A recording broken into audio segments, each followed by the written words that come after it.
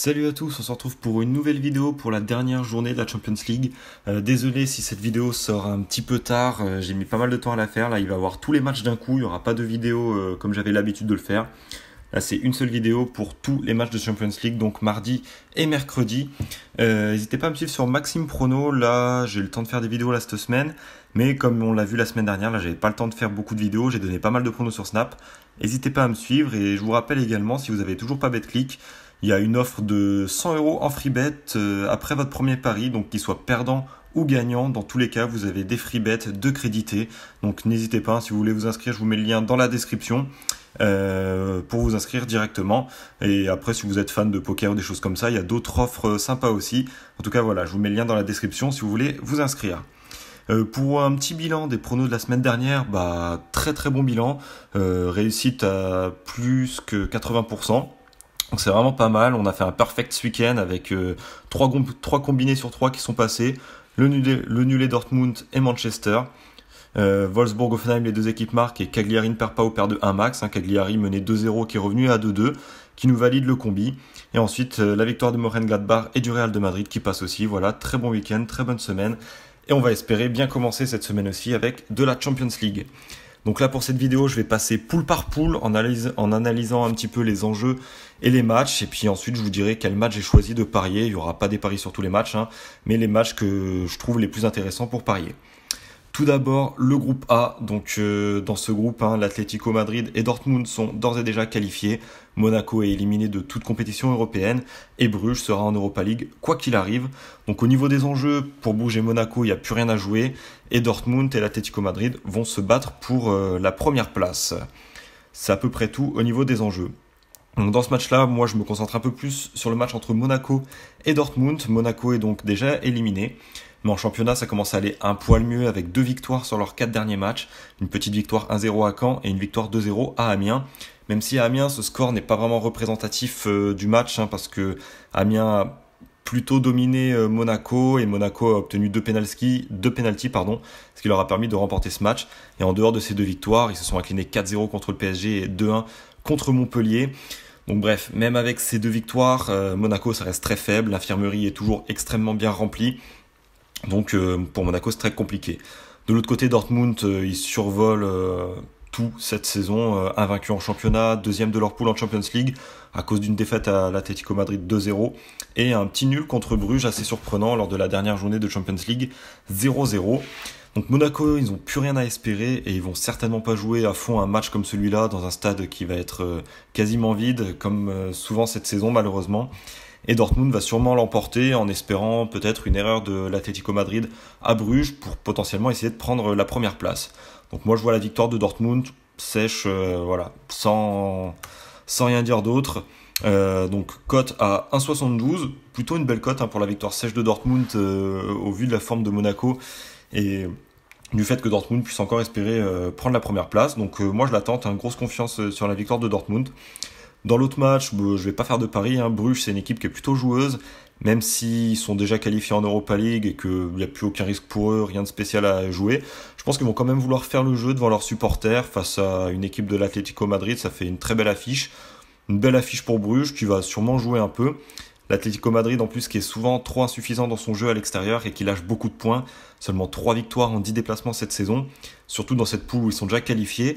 Match un peu piège, donc entre Bruges et l'Atlético Madrid, moi je préfère ne pas parier. Mais si je devais jouer pour le fun, je verrais bien un match nul avec un match sans trop d'enjeux où Bruges peut sortir avec un point de cette rencontre. On va maintenant passer au groupe B où Barcelone est d'ores et déjà qualifié et premier de sa poule, donc ça c'est fait. Par contre de l'autre côté, grosse lutte entre Tottenham et l'Inter Milan pour la place en 8e de finale, sachant que l'équipe qui sera pas qualifiée entre ces deux équipes ira en Europa League, et pour le PSV, ils sont d'ores et déjà éliminés de toute compétition européenne.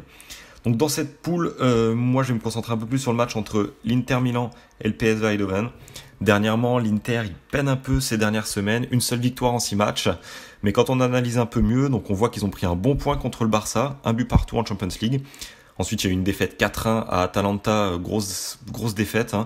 Ils sont bien rattrapés en battant Frosinone à domicile 3-0. Défaite ensuite 1-0 à Tottenham, avant de prendre un bon point sur la pelouse de la Roma 2-2 et de s'incliner sur la pelouse de la Juventus 1-0.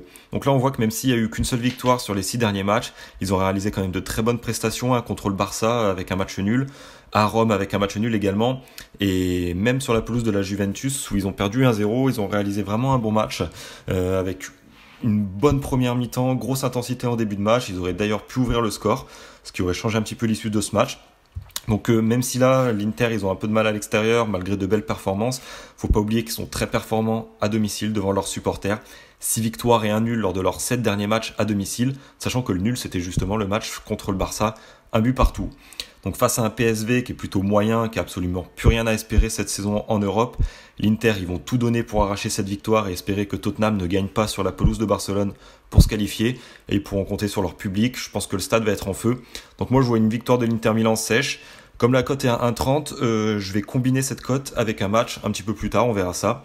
Et de l'autre côté, no bet pour moi pour le match entre le Barça et Tottenham, car même si le Barça n'a plus rien à jouer, car ils sont premiers quoi qu'il arrive, et que Tottenham a tout à jouer, donc la motivation sera clairement du côté de Tottenham, mais le Barça, c'est pas du genre à ne pas jouer à fond un match de Champions League à domicile. Ça serait pas très bien accepté par leurs supporters, donc pour moi tout est possible dans ce match. Je verrais bien les deux équipes marquent si je devais miser, mais je préfère ne pas miser sur ce match-là.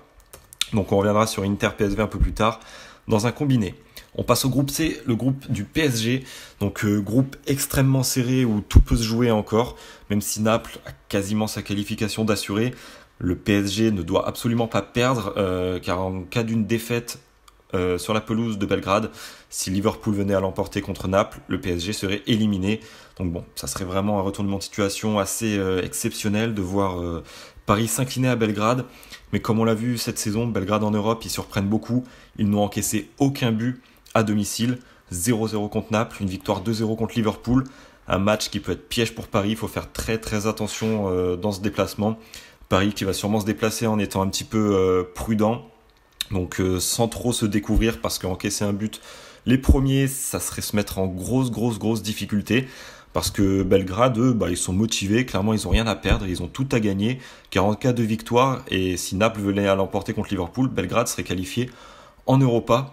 Donc voilà, ça va être très compliqué dans ce match. Moi je préfère ne pas parier dessus, car même si je donnerais un avantage au PSG, c'est sûr, hein, sur le papier il n'y a pas photo, le PSG au-dessus de Belgrade, mais c'est ce qu'on disait aussi de Liverpool et de Naples, et il y a eu 2 énormes surprises à Belgrade, donc je préfère ne pas parier sur ce match-là.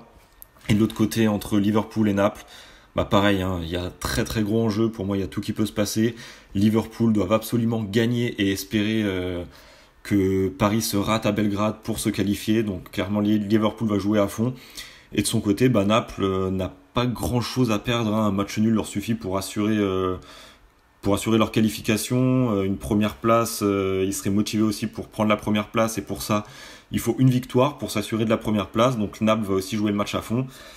Donc voilà, pour moi, là, dans ces 2 matchs, c'est très difficile à pronostiquer. Donc je préfère pas me prononcer sur ces deux matchs, hein. Je regarderai tranquillement devant ma télé pour voir si le PSG arrive à se qualifier.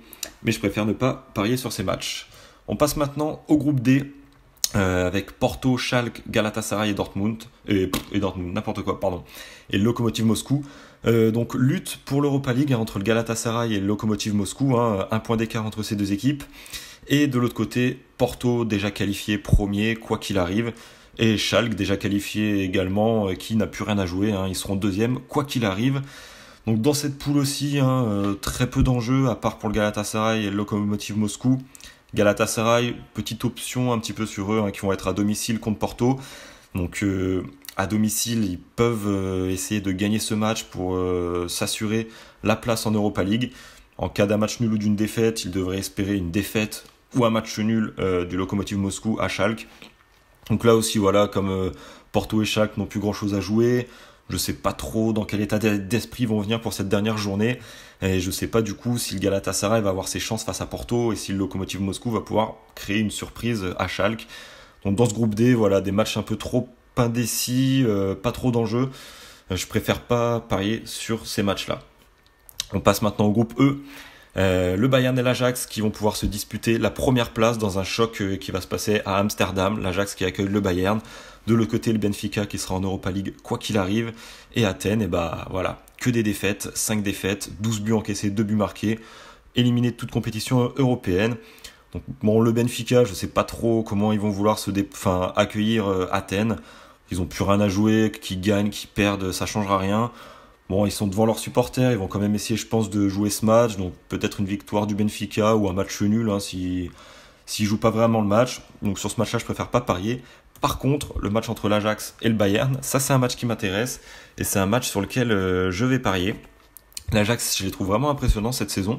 Ils sont toujours invaincus en C1 et deuxième de leur championnat avec un excellent bilan, 13 victoires, un match nul et une défaite. Donc là, toute compétition confondue, pour le moment, ils ont perdu qu'une seule fois et c'était en championnat. À l'aller en Champions League, ils avaient déjà mis en difficulté le Bayern en Allemagne en allant chercher un très bon point, un but partout. Et là, ils peuvent vraiment finir en beauté leur phase de poule en allant chercher une première place, en battant le Bayern devant leurs supporters. Les joueurs le savent et les joueurs seront sûrement très motivés pour battre le Bayern dans un stade qui sera sûrement bouillant. En plus, l'Ajax, ces dernières semaines, ils ont une attaque de feu avec 21 buts marqués lors de leurs 5 derniers matchs. Et de son côté, après une période difficile, le Bayern semble aller un petit peu mieux.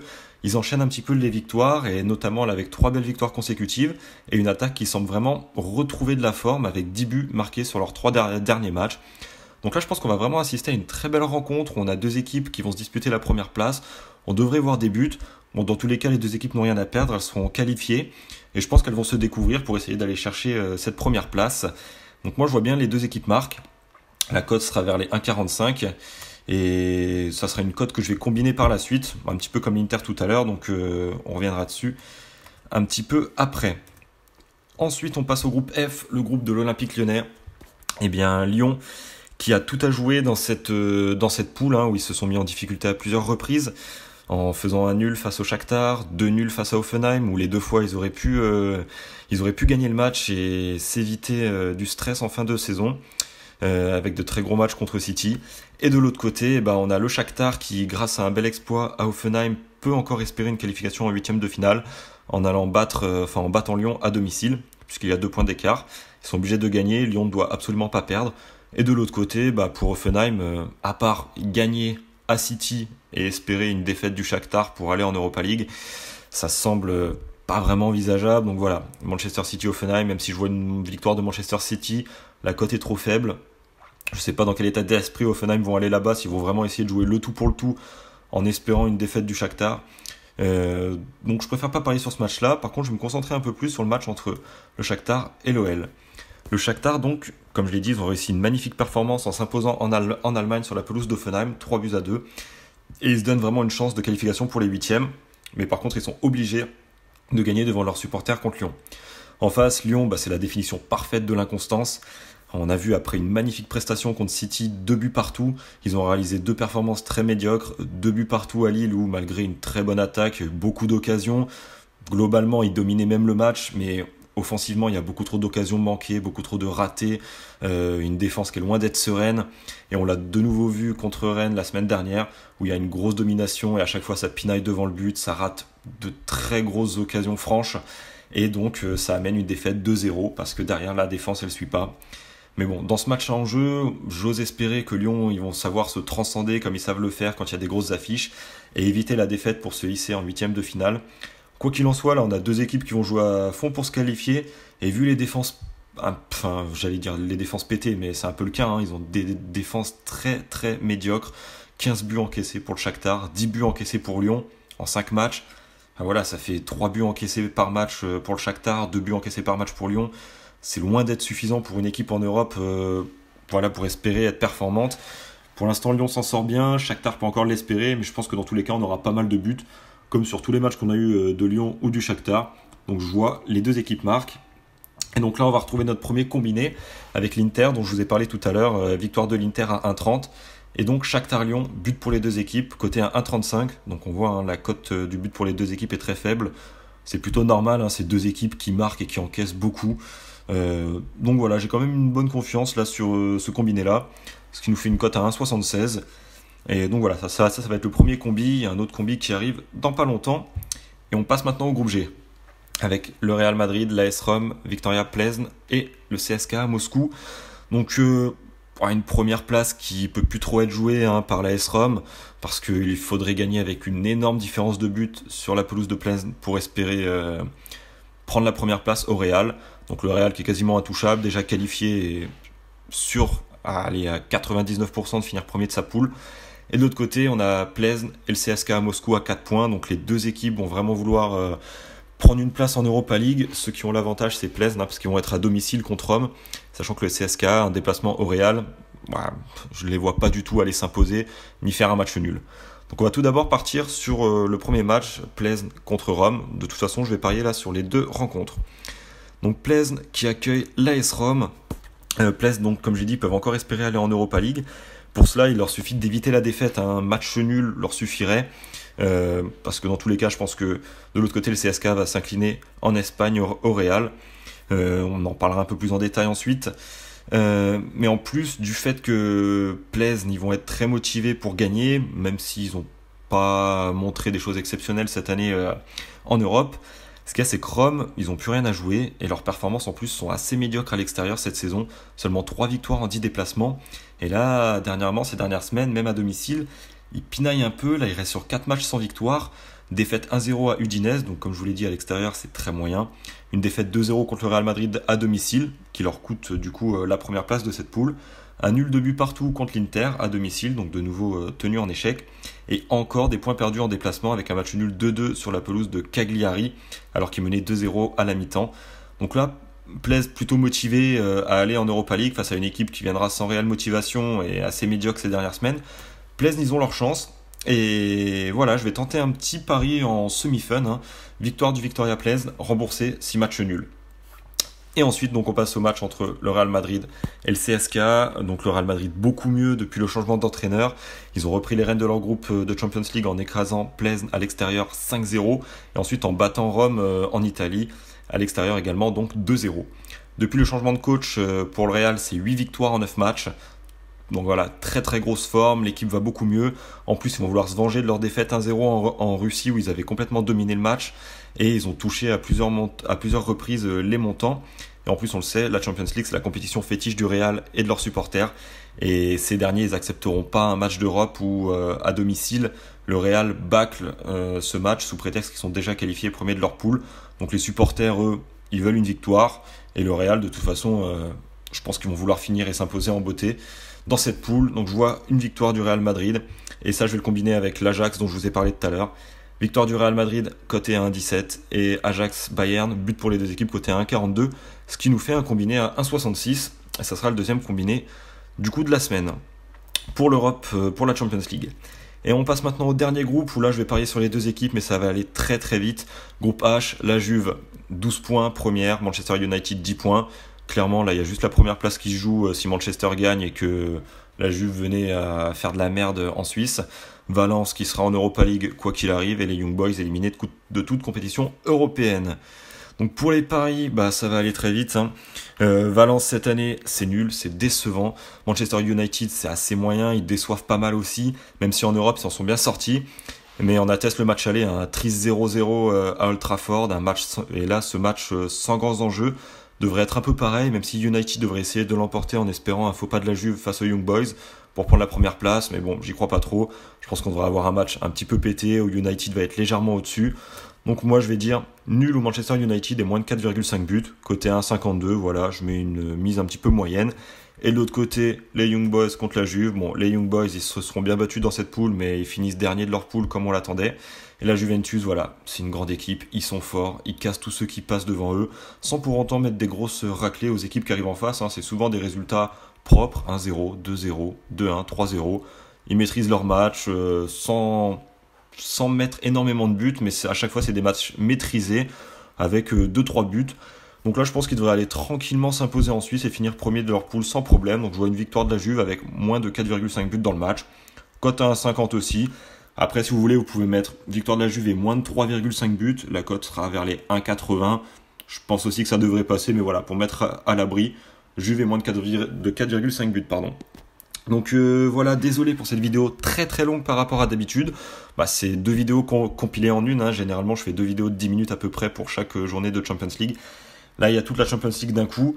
Donc écoutez, je vous souhaite de très bons visionnages de Champions League, hein, devant vos télés, mardi et mercredi. Et nous on se retrouve pour l'Europa League et faire un petit débrief du coup sur ces pronos là pour voir s'ils sont passés ou pas. Bonne soirée à tous, ciao.